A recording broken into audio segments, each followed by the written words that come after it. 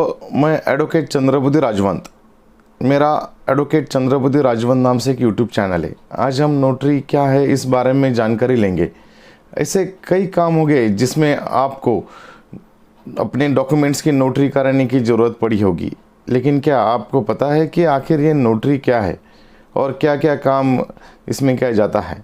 यहाँ हम आपको नोटरी के बारे में बताने वाले हैं। नोटरी क्या है? What is notary? नोटरी वो लॉयर या लीगल व्यवसायिक होता है जिसे केंद्र सरकार या राज्य सरकार ने नोटरी एक्ट 1952 के तहत नियुक्त किया है। केंद्र सरकार देश के किसी भी कोने में नोटरी की नियुक्ति कर सकती है, जबकि राज्य सरकार अपने राज्य में किसी भी जगह नोटरी को अपॉइंट कर सकती है। नोटरी के कार्य क्या है? नोटरी एक पब्लिक ऑफिसर की तरह काम करता है और जो काम वो करता है वो इस प्रकार के है। किसी भी दस्तावेज को सत्यापित करना और प्रमाणित करना। दस्तावेज को सत्यापित करने का अर्थ यह सबूत और तथ्यों के आधार पर दस्तावेज जांचना, जबकि प्रमाणीकरण का अर्थ है नोटरी वाला सामने वाले व्यक्ति के हस्ताक्षर से उसी प्रमाणित के खुद को आश्वस्त करता है। किसी भी व्यक्ति के शपथ या हलफनामा एफिडेविट के लिए किसी भी दस्तावेज की भाषा का दूसरी भाषा में ट्रांसलेशन कर उसे वेरीफाई करना। अदालत या प्राधिकार द्वारा निर्देशित किसी भी नागरिक या आपराधिक मुकदमे में सबूत रिकॉर्ड करने के लिए कमिश्नर के रूप में कार्य करने के लिए, आवश्यक हो तो मध्यस्थ या सुलह के रूप में कार्य करने के लिए। नोटराइजेशन की फ़ीस।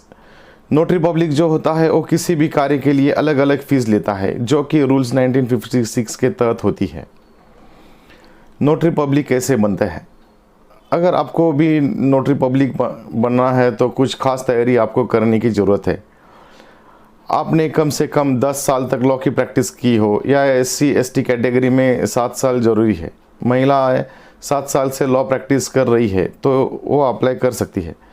कोई व्यक्ति अगर 10 साल से सेंट्रल स्टेट गवर्नमेंट में लीगल सर्विसेज में जुड़ा हुआ हो तो वो भी नोटरी बन सकता है।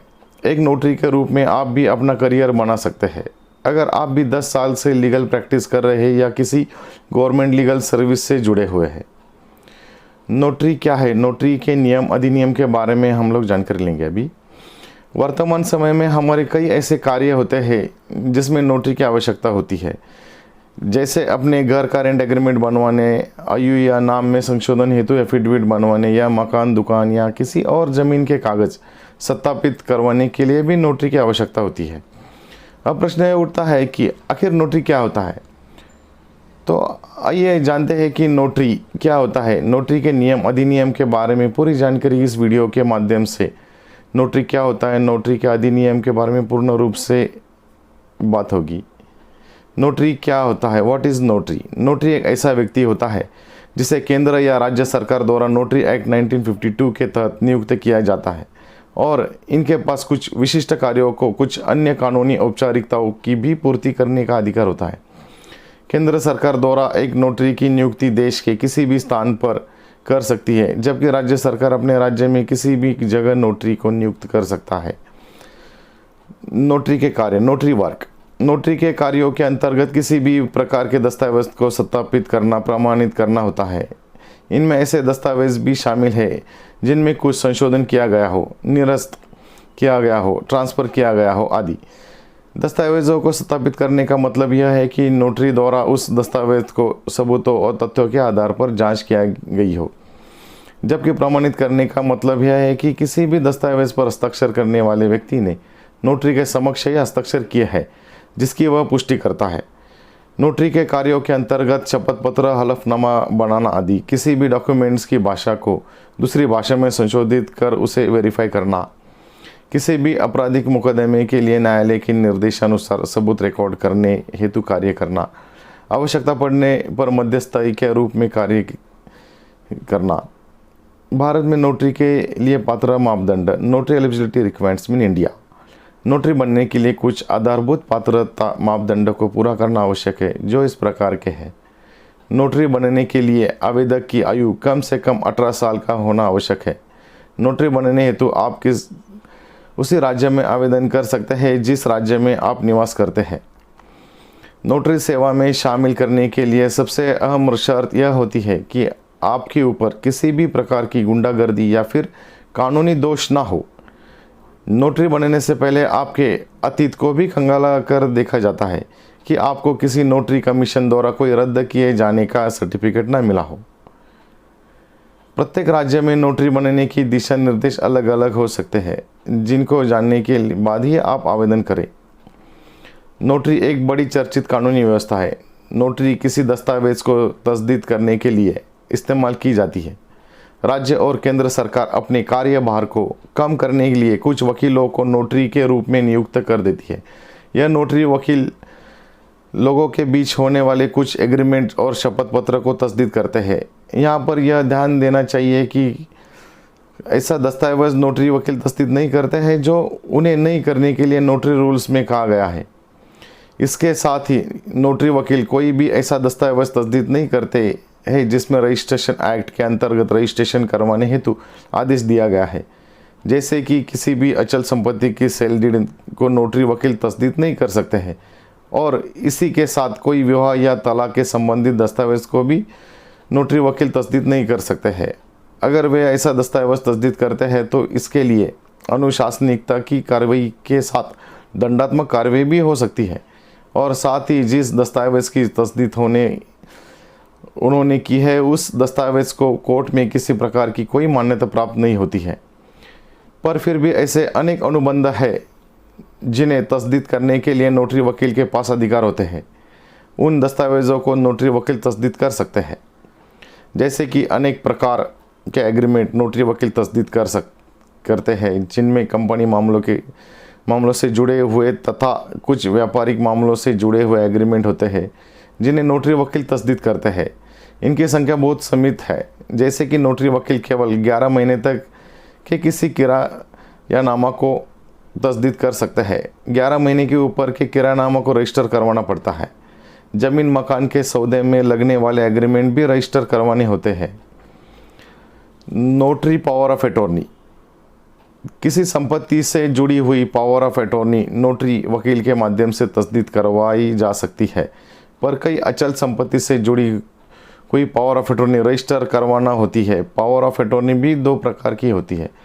ऐसी पावर ऑफ अटॉर्नी जिसमें किसी संपत्ति के बेचने तक का अधिकार दिया गया है, उसे रजिस्टर करवाना होता है। बगैर रजिस्टर पावर ऑफ अटॉर्नी की कोई वैल्यू नहीं होती, पर वाहनों से संबंधित या फिर कोई मुकदमा लड़ने से संबंधित पावर ऑफ अटॉर्नी एक स्टैंप पर नोटरी वकील से करवाई जा सकती है। सभी शपथ पत्र, जैसे कि आज के समय में सभी संस्थानों में किसी भी कार्रवाई को करने के लिए शपथ पत्र देना होता है। कोई भी बात मौखिक तौर पर नहीं ली जाती है, बल्कि उसके संबंध में शपथ पत्र मांगा जाता है। शपथ पत्र देने पर ही किसी बात को माना जाता है। नोटरी वकील ऐसे शपथ पत्र को तस्दीक कर सकते हैं। उन्हें इसके मामले में सभी शक्तियाँ प्राप्त हैं। जैसे कि ऊपर उल्लेख किया गया है, नोटरी वकील सरकार के व्यक्ति होते हैं। सरकार उन्हें अपना कार्यभार कम करने के लिए नियुक्त करती है, जो जनता से एक नाम मात्र की राशि लेकर सरकार की ओर से दस्तावेज को तस्दीक कर देते हैं। जब कभी उन दस्तावेज से संबंधित कोई मामला न्यायालय में जाता है, तब नोटरी वकील उस मामले में गवाही भी देते हैं। रुपए के लेन देन के मामले में समय समय पर रुपए का लेन देन का मामला लोगों को करना पड़ता है। ऐसे लेन देन के मामले में नोटरी वकील तस्दीक कर सकते हैं।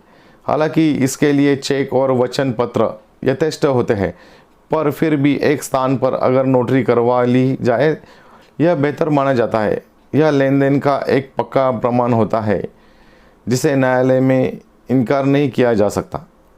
जैसे कि कोई व्यक्ति किसी दूसरे व्यक्ति को कुछ पैसे उधार देता है, तब अगर मैं एक स्थान पर किसी नोटरी वकील से तस्दीक करवा लेते हैं, तब रुपए उधार लेने वाला इस बात से मुकर नहीं सकता कि उसने कोई रुपए उधार लिए हैं।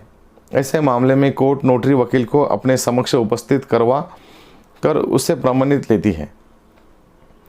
क्या होती है प्रक्रिया? नोटरी वकील जब भी किसी कागज को तस्दीक करते हैं, तब उसके लिए नोटरी रूल्स उपलब्ध किए गए हैं, जिसके अनुसार ही उन्होंने कार्य करना होता है। सबसे महत्वपूर्ण बात यह है कि नोटरी का कोई भी दस्तावेज बगैर स्टैम्प के नहीं होता है। नोटरी वकील किसी भी ऐसे दस्तावेज को तस्दीक नहीं करते हैं जिसमें कोई स्टैम्प नहीं लगाया गया हो। उन्हें स्टैम्प तस्दीक करने का आदेश दिया गया है। कोरे कागज़ को नोटरी वकील तस्दीक नहीं करते हैं। टिकट मोहर, नोटरी वकील जब कि भी दस्तावेज़ को तस्दीक करता है तब वह उस पर कई राज्यों में ₹10 और कई राज्यों में ₹25 के टिकट चिपकाते हैं। उन टिकट पर उनके द्वारा मोहर लगाई जाती है और उस मोहर पर उन हस्ताक्षर किए जाते हैं। कोई भी नोटरी इन दोनों चीज़ों के बगैर संपन्न नहीं होती है। नोटरी रजिस्टर, नोटरी वकील को एक रजिस्टर मेंटेन करने की ज़रूरत होती है। रूल्स में उन्हें यह कहा गया है कि उन्हें एक रजिस्टर मेंटेन करना होगा जिसमें जितने भी लोगों के दस्तावेज़ को उन्होंने तस्दीक किया है उन सभी की जानकारी उपलब्ध हो सके। उस दस्तावेज़ में डाला गया नंबर उस दस्तावेज़ के पक्षकारों के नाम और उसने उपलब्ध हुए गवाहों के नाम तक उन्हें अपने रजिस्टर में लिख कर रखना होता है। ऐसे रजिस्टर उन्हें हमेशा संभाल कर रखना होते हैं। जब भी न्यायालय उन्हें ऐसे रजिस्टर के साथ कोर्ट में पेश होने के लिए कहे तब उन्हें वह रजिस्टर लेकर कोर्ट में पेश होना होता है और यह गवाही देनी होती है कि उनके द्वारा इस दस्तावेज़ की तस्दीक की गई है। उनकी गवाही से कोई भी मामला साबित हो जाता है। अगर कोई मामला अति महत्वपूर्ण है उस मामले में हस्ताक्षर भी जांच करवाई जाती है। जिस हस्ताक्षर को पक्षकारों ने नोटरी वकील के रजिस्टर में किया है उसी जांच दस्तावेज़ पर देखकर की जाती है। यहाँ पर यह ध्यान देना चाहिए कि जब भी किसी दस्तावेज़ पर हस्ताक्षर की जाए तब पक्षकारों को नोटरी वकील के समक्ष उपस्थित होना चाहिए और उसके रजिस्टर में हस्ताक्षर करनी चाहिए। आमतौर पर यह देखा जाता है कि लोग अपने काम जल्दी निकालने के उद्देश्य से बगैर हस्ताक्षर किए ही नोटरी करवा लेते हैं, जबकि यह तरीका ठीक नहीं है। अगर मामला न्यायालय में उठता है तो फर्जी हस्ताक्षर के आधार पर कोई भी दावा नहीं किया जा सकता। इसलिए यह ध्यान देना चाहिए कि छोटे छोटे से मामले में भी स्वयं नोटरी वकील के पास जाना चाहिए और साथ में 2 गवाहों के भी लेकर जाना चाहिए।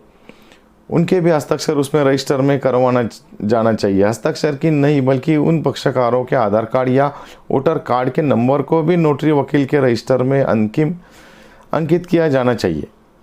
नोटरी के मामले में रजिस्टर की सबसे महत्वपूर्ण दस्तावेज होता है जिसे रजिस्टर को संभाल कर रखना नोटरी वकील की जिम्मेदारी होती है और इसी के लिए जनता द्वारा उन्हें कुछ राशि दी जाती है। सरकार भी उनसे यही अपेक्षा करती है कि वह सभी रजिस्टर को संभाल कर अपने पास रखें, समय आने पर उन्हें न्यायालय में पेश करें। जब कभी हम कोई एग्रीमेंट करते हैं तब उसे कोरे कागज़ पर साइन करवा लेना ठीक तरीका नहीं है, बल्कि छोटे छोटे से एग्रीमेंट को भी नोटरी के माध्यम से रजिस्टर करवाना चाहिए जिससे पुख्ता सबूत तैयार हो। आशा करते हैं नोटरी क्या है और इसके क्या कार्य होते हैं वो आपको समझ में आ गया होगा। अधिक जानकारी के लिए आप नीचे कमेंट्स में लिख सकते हैं। धन्यवाद। मेरा वीडियो आपको अच्छा लगा तो आप इसे लाइक, शेयर और सब्सक्राइब ज़रूर कीजिए। धन्यवाद।